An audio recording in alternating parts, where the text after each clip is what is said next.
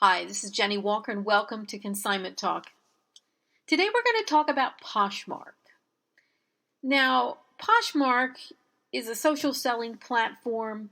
I've known about it for, I think since it launched. I created a profile. I never did anything with it. And I was looking for ways to get more traffic on my eBay store, and I thought, well, why don't I just do a little bit with Poshmark and just play around with it. I had started to see more and more videos on YouTube about Poshmark, particularly from people who were in the reselling community who had not done anything with that platform, that were primarily on eBay.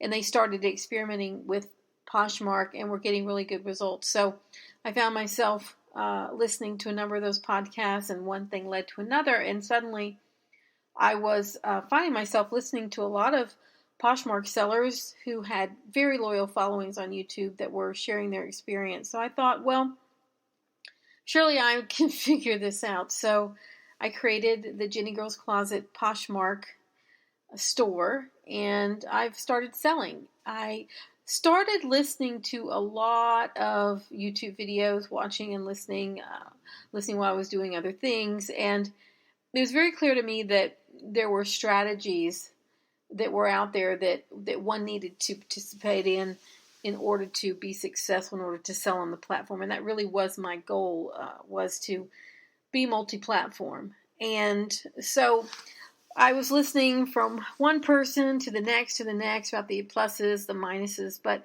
what really struck me was this thing called Poshmark Ambassador. So apparently there was a particular status that you could reach, and there was some criteria involved in that was going to help you sell more things in your closet. And before that, I think it was called the suggested user. So there were ways the platform was singling out particularly good closets, either in terms of selling or quality of items. And now they had come up with a new formula where more people could be involved in it. And I thought, well, let me just look at that and see what it takes to be an ambassador, because if I'm going to do a platform, I'm going to do it right. So listening to a number of other people's podcasts, I heard different tricks of the trade, different ways to get more followers, some of the reasons to share, how you benefited from all that. But long story short is I went into Poshmark and I read the criteria of what it takes to be an ambassador. Certain number of sales, certain number of purchases, a certain number of shares of items in your closet, shares of other people's items, and so on and so forth. So I went through the criteria, and I think I made ambassador status in about 3 weeks. I was very focused on doing that, and probably took some sales on some things that were a lot less than I wanted just to get the sales number up. I think you need 15 of those in order to qualify. I spent hours sharing other people's items as well as my own, and hit all the criteria. And so eventually I did become ambassador status after those 3 weeks, and I've started putting in practice all these strategies I've heard from people online about how to share, how often, when, where, what, why, and how. And so right now, as of this podcast, I'm just about to hit 18,000 followers on Poshmark. I've sold maybe 19 items, I think, at this point.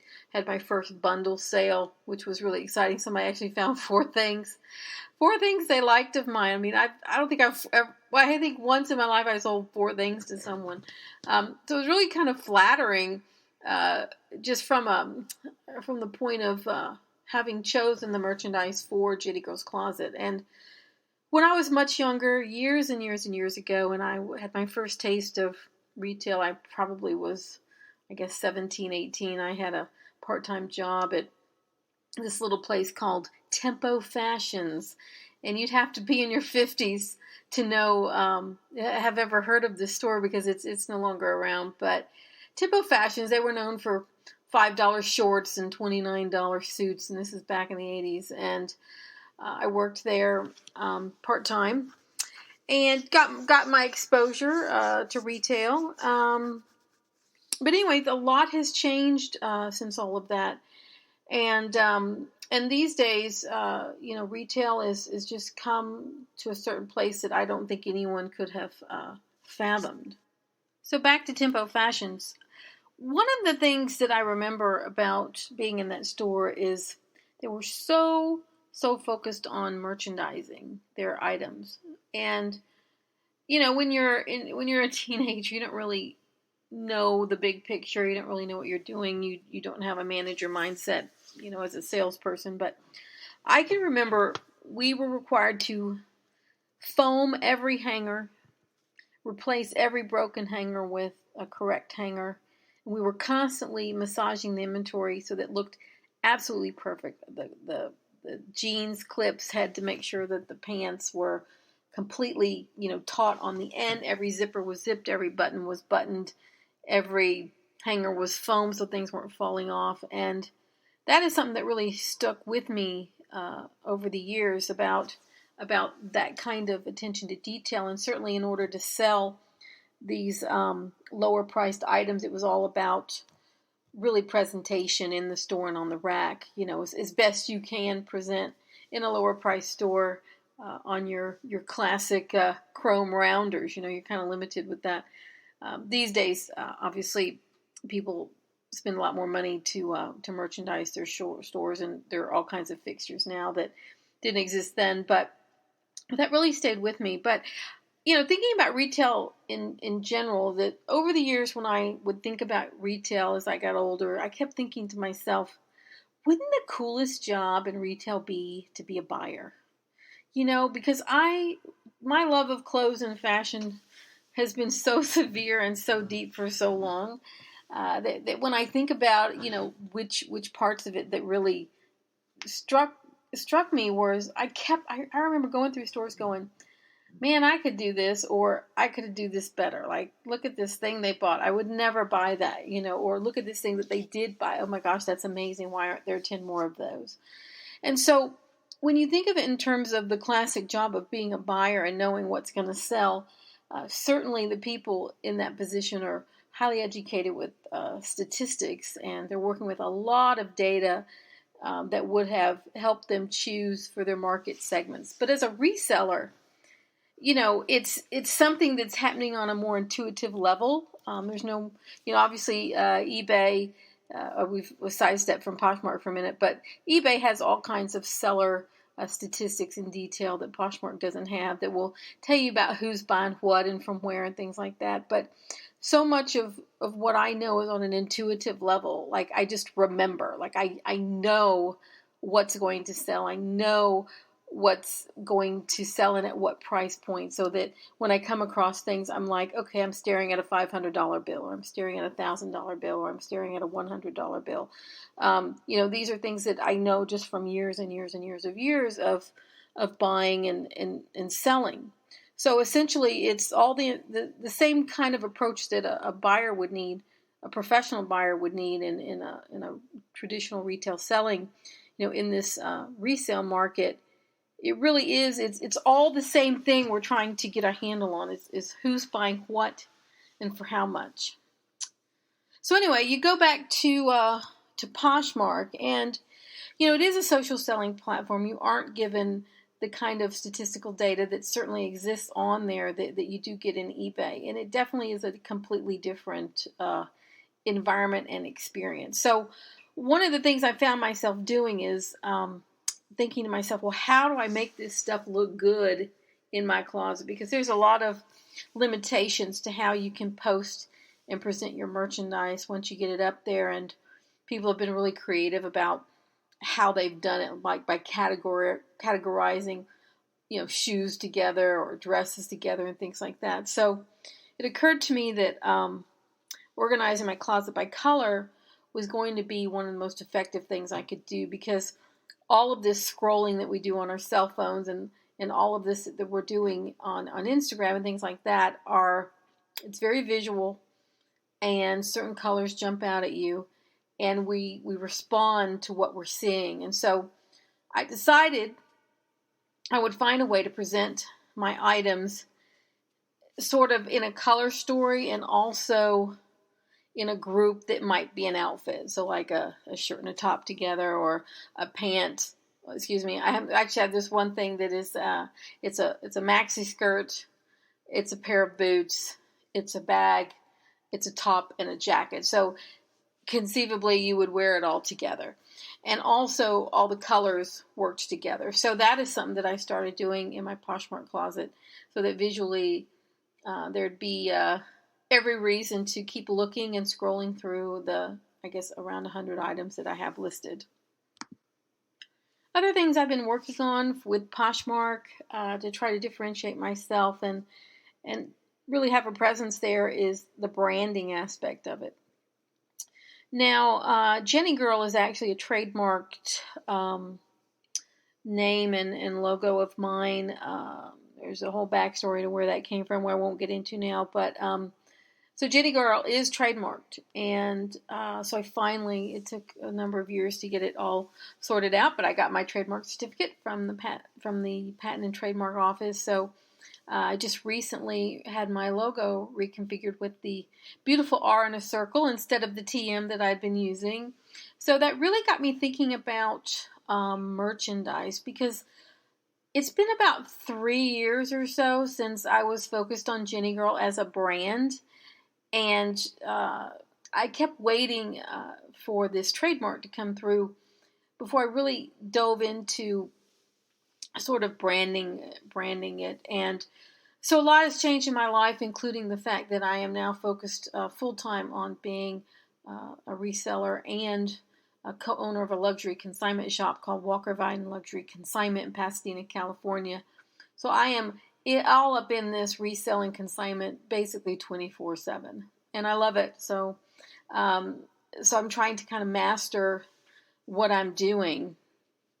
So what got me thinking about branding again was really the fact that I went through a process of acquiring a very large number of items from literally around the world, from probably 10 to 15 different websites or platforms for a special project I was working on.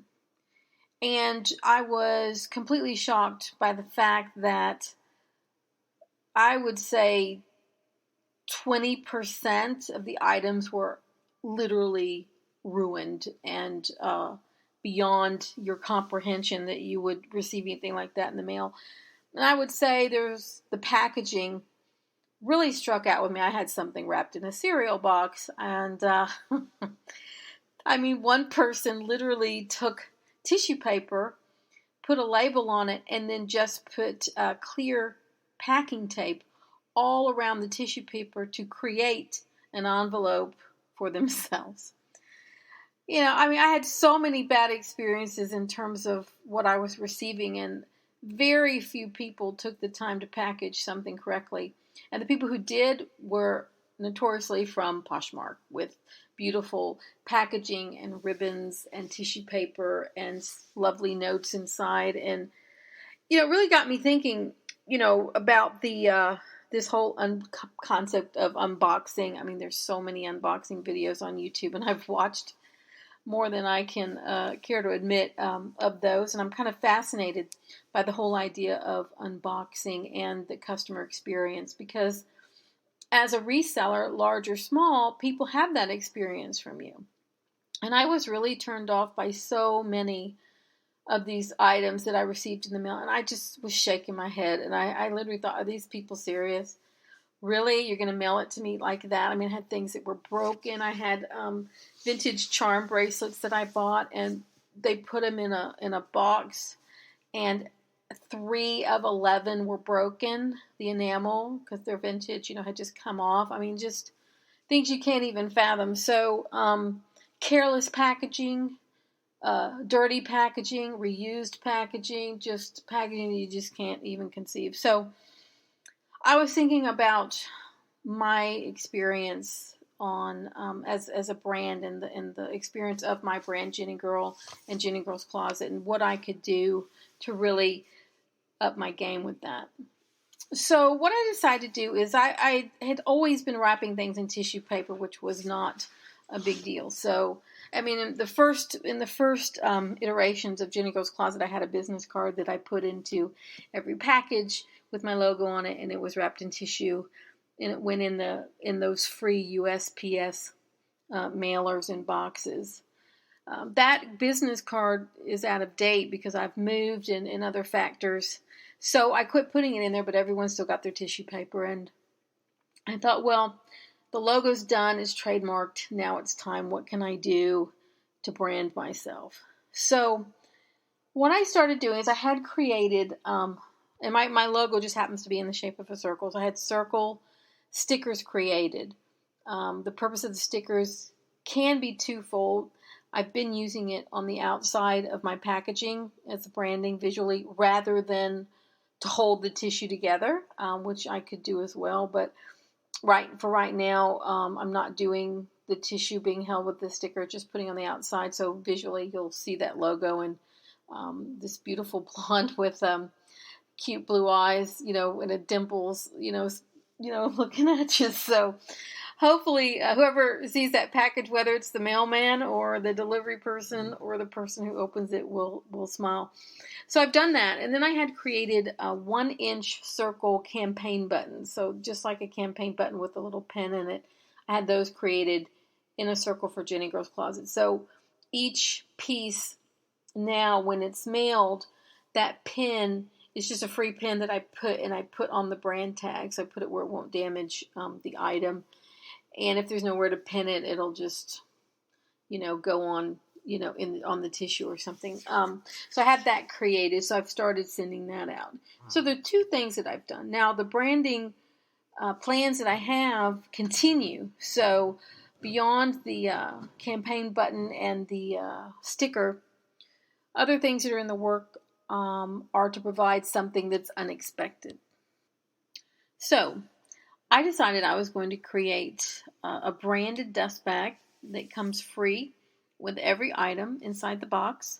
Now, people are used to seeing dust bags with their shoes and their handbags, so it's something that people have come to look for and enjoy, and actually they want to know if something actually has a dust bag so they can store it properly. So I've decided that a Jenniegirl dust bag would be just the thing.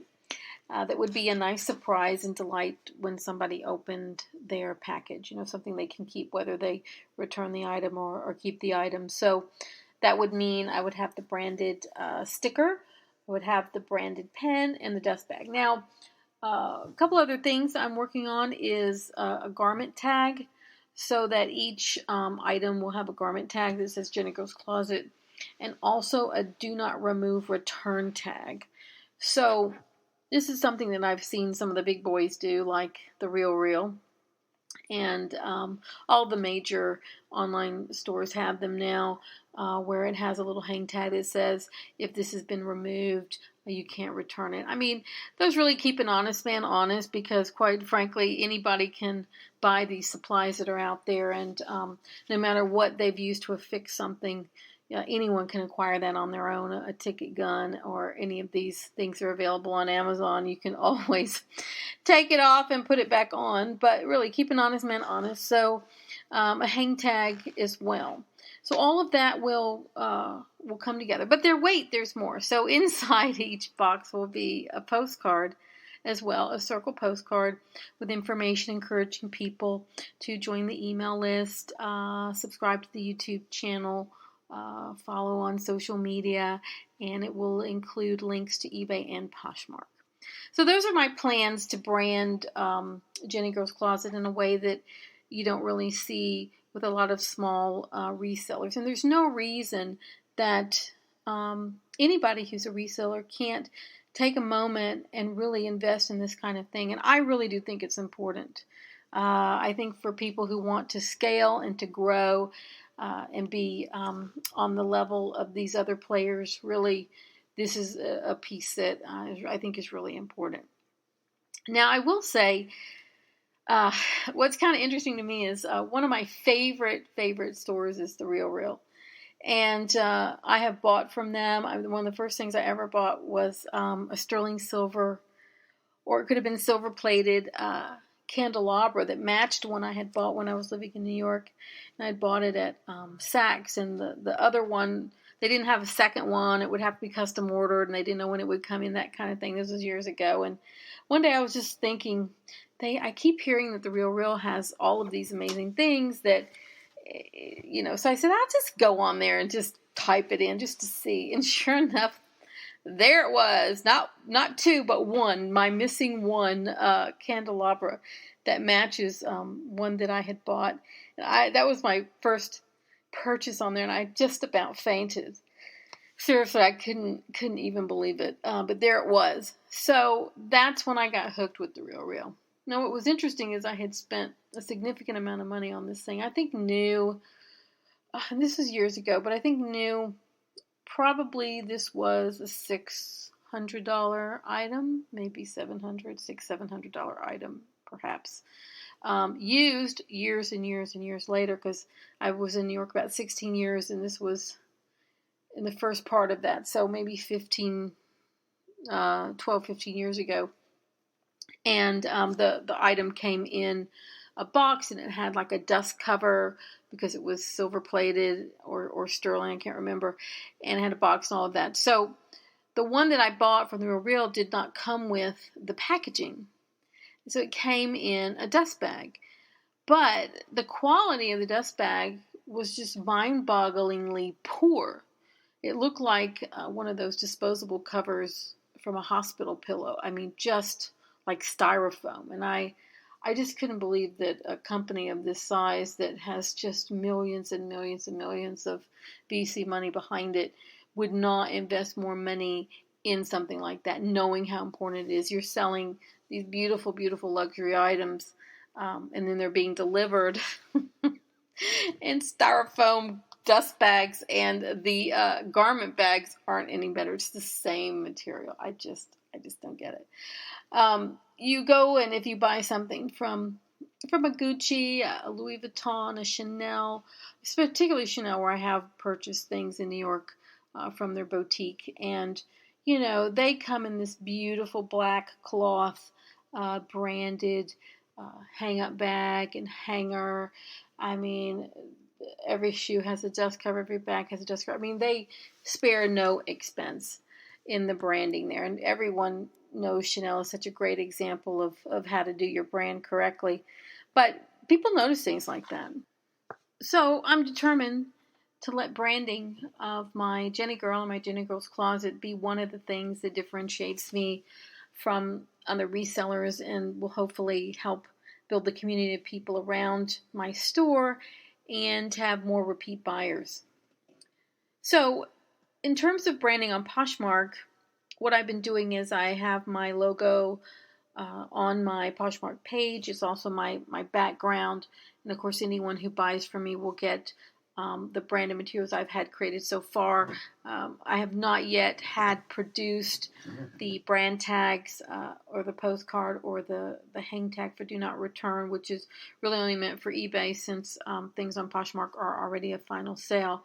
So until those things are done, and the dust cover, I'm using what I have, and so far the reaction has been the word cute, which I think is terrific. So let's move from branding to the buyer experience. Now, I got to tell you, when I was acquiring all these things that I was looking for all over the world, literally on all these different sites, Poshmark in particular had the worst case of items that were either not as described or were literally canceled. It's really actually just kind of unbelievable because I didn't know that there was a lot of inactivity on that site. So I actually saw something on Poshmark that I had seen on eBay, and I'm like, well, I know it's on eBay and it's a little less on Poshmark, but I don't have to buy it right now.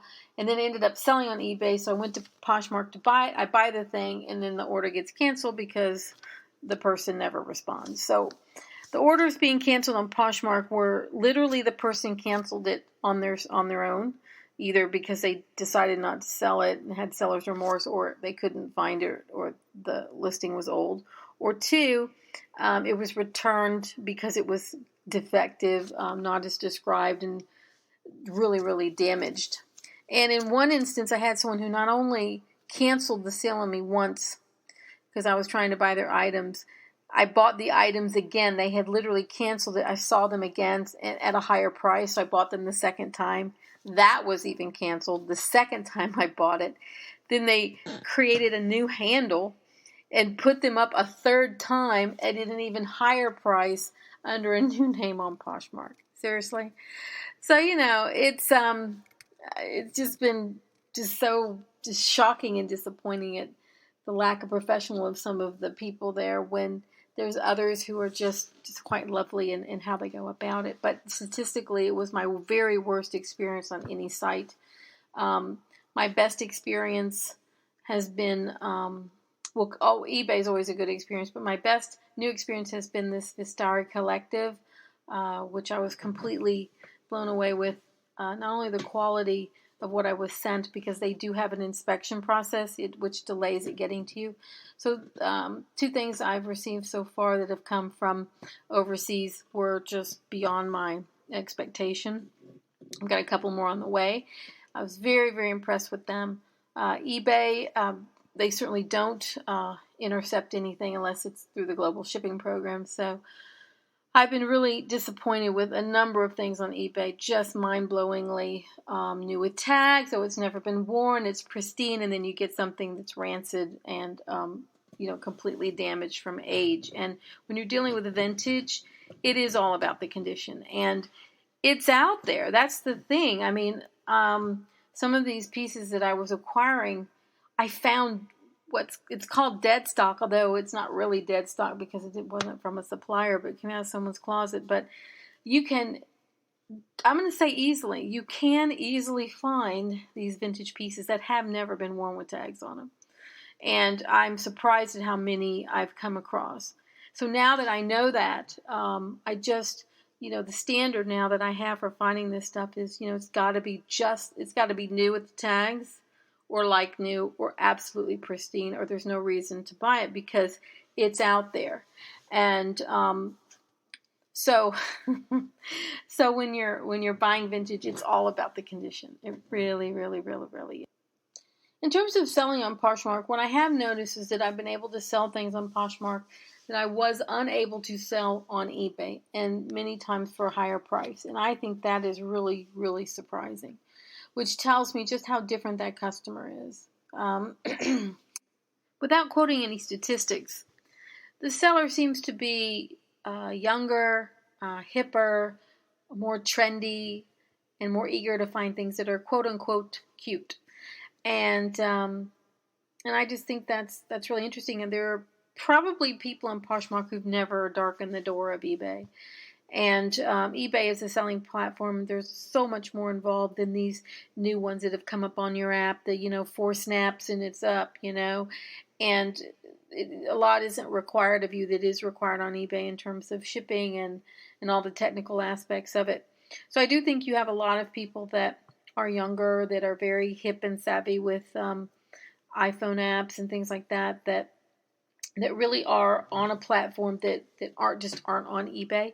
But I do think there are people that go to all the platforms, because I do. I mean, I will literally see the same listing, the same item with the same picture on eBay and on Poshmark and on Mercari, and on Etsy. So a lot of people are doing multiple platforms, which is fine. But when you're on there every day, I mean, you recognize the photo. You're like, oh, this is the same thing I saw. It's the same image. So, having said that, with all the people that are cross-platform, I just feel like there's a lot of people that are very loyal to Poshmark who are staying with that platform, and they're willing to spend more money.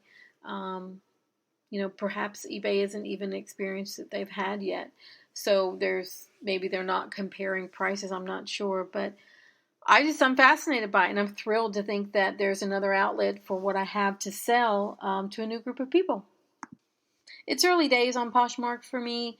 I've only been serious about it for the last probably 2-3 months. And tonight, one of my items was a host pick for one of the parties.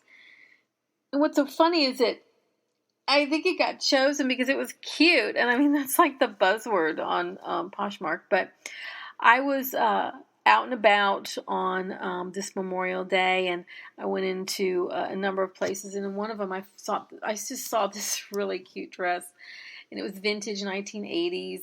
It was black and white polka dot with red like rickrack trim all around the front collar, and then it was kind of fitted at the waist, and then very long, like a, not quite maxi, like a midi dress, and then very full at the bottom. Just adorable. I mean, this, was 80s all over it, was written, and it was pristine. So I bought it and put it up on Poshmark, and it already got a host pick. I mean, I've never had that happen. Like the day I put it up, as in a few hours later, someone finds it for this party. So it really told me a lot about the kinds of things that are selling. And I don't traditionally find things or look for things that are cute. I mean, that's really not a buzzword for me. I pick things that I personally like, and I pick things that I think will sell. But I don't pick things because they're cute. And probably I'm in a different phase of life. I'm not in my 20s, and I'm not thinking about things that are cute at all. But now that I know that that's so important, and certainly people have talked about what sells on Poshmark and all of these videos that I've seen on YouTube, and they keep using the word cute as can be. So, I think going forward, I'm going to ask myself, well, can I make any money? But also, is it cute? If I'm going to put on Poshmark. And also, some of the things I put on Poshmark I actually took down so that there would be a consistency in my closet. There are actually things that I no longer want to sell that are on eBay. But it's just some merchandise. They're just a bad buy. There's just no way around it. So they'll probably get donated at some point to one of the charity shops that I go to. But I have definitely really tweaked the items in the Poshmark closet in a way I don't do on eBay. eBay just gets everything. To make it have a certain personality, a certain look and feel to it. And I think I'm doing pretty good. It's basically, a lot of people stage with fur on the ground, or they have a mannequin, or they have a hanger, or they put on a door. But what I decided to do is just a very clean look. I have a white door in my bedroom with a little hook at the top. So I have this very professional grade hanger that I use in my consignment shop. It's black matte wood hanger, and each item gets put on either the pant hanger or the dress hanger and hung against a white background, which is my door. So that's really all I'm doing. But when I get the lighting just right, it looks pretty good. And I just take pictures with my iPhone. There's no professional camera or anything like that. And so far, so good. It's working. Now, in a perfect world, I would have a much better setup for my items. But for now, just getting my feet wet and trying to figure out what I'm doing on Poshmark, this is working just fine. So you don't need something really, really fancy. All you need is a hanger and a door with a hook on it to get you started. So overall, my experience on Poshmark has been very positive. It's been a very good one. Now that I'm into it, I really want to be successful on it. I've seen people with millions of followers or hundreds of thousands of followers, and I'm going to see what that takes to do that. Apparently they have no life, and they just, share and follow people all day long. But I don't know. I don't know what that takes. I don't know how long that takes. But if I can get 18,000 followers in like a couple of months, then it'll just take like a year or so to get, 100,000 followers or more. And hopefully when I start my YouTube series and I put my Poshmark information there, that'll get a new group of people knowing about my closet as well. So anyway, that's it. This is Jennie Walker with Consignment Talk, talking about my experience on Poshmark. I hope you enjoyed this podcast. To learn more about me, you can go to jenniegirlscloset.com. I'm also on Twitter, I'm on Instagram, and I'm on Facebook and YouTube. Now, the YouTube channel is just getting launched, so there's not a lot of content on there, but if you want to subscribe, you'll get in early. But that's it. Again, I'm Jennie Walker with Consignment Talk, and thank you for listening.